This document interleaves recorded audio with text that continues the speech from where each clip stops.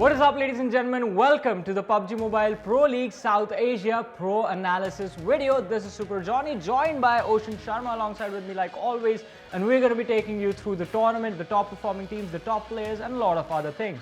We're definitely going to be discussing all those things in a nutshell when we talk about it. But before we begin, right, this tournament is massive with its prize pool for starters. $150,000 on the line for the teams, bragging rights again and again. And well, again, the division that the tournament has for itself, starting up from the qualifiers, going to the leagues and to the finals to get those bragging rights and money. Well, I'm really excited.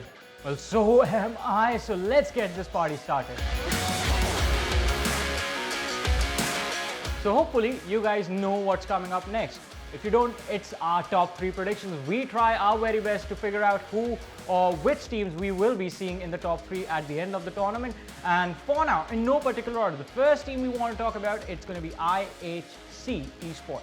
The team has definitely made their name for themselves when we talk about the competition overall, and that competition is what they are going to be dragging forward against their opponents. And definitely talking about the opponents, I believe we have another name for us. Exactly, and that is going to be Stalwart Esports, a team that first of all came out of nowhere, beat Zeus Esports as IHC was called back then, and then they were like the team to look out for at any given tournament they were a part of. Stalwart Esports, this lineup has a lot of experience. They have really aggressive players. I mean, talk about what Action does inside of the game. It's just brilliant and scary. Yeah, he just takes everyone down, but then that's not just it. When we talk about our third name, we have Skylights Gaming onto that name. When we have had this conversation before. I mean, this is the team for starters with the previous name, that is DRS. They kind of just defeated Zeus in its purpose of qualifying through PMGC points.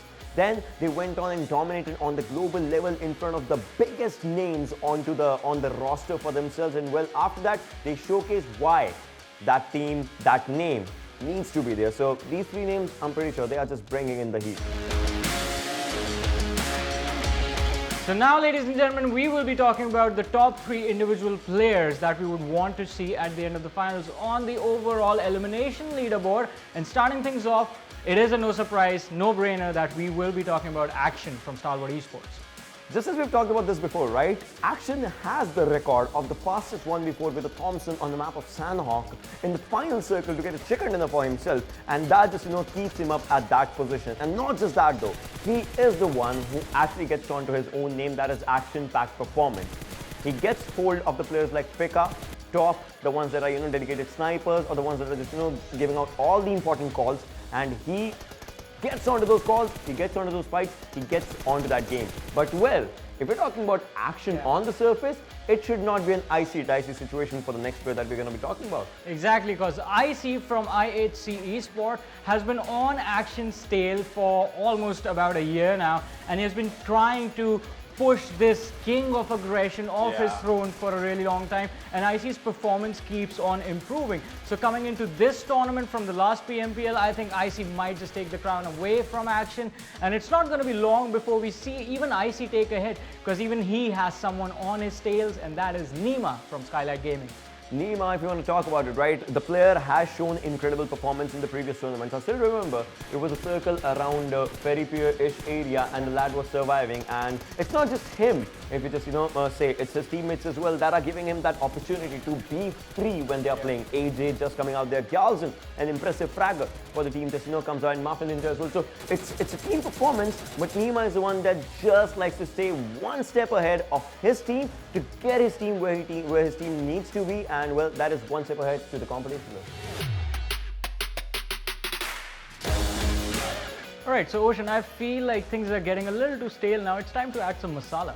Yeah, let's add some spice. And spice, when we talk about, right, it's all about the rivalries that just comes down to the players and the teams. But I would say we just can have 2 different sorts of rivalries for themselves. The first one starts up with IHC and Stalwart, because well, these names have been there where the competition is at its toughest, and they have had that cutthroat competition for themselves to showcase who's the topper in the class, I would say. Exactly, because that's what's been going. I mean, we know IHC, the lads, they have been in incredible form since they started playing, and every single tournament, it's just Stalwart Esports, the team that seems to be standing in their way and standing right in front of the trophy. I mean, remember the times when Zeus wanted to just, get a hold of Astro Academy, so they landed on Novo Repno in the final game, and well, they got beaten up.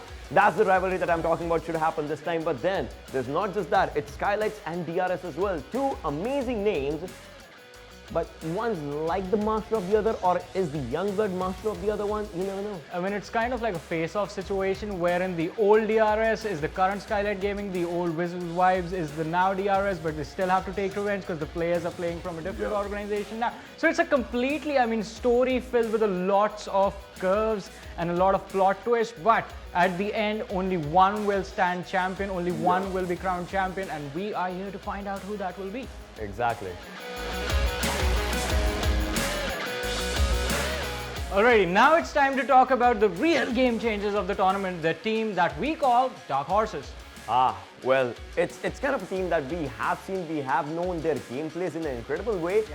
But the only thing is, it's just that, last days sometimes are always last days for them to just, get down from the first position. Well, we're talking about Dead Eyes, guys, and well, the team has definitely done incredible for themselves. They are the Dark Horses still, and they are the only team that has had the privilege to be representative of themselves in every single PMPL since the PMPL has started. So, yeah. Exactly, but as you've been saying, talking about their story, in fact, it always remains the same. During the league stages, they do incredibly well.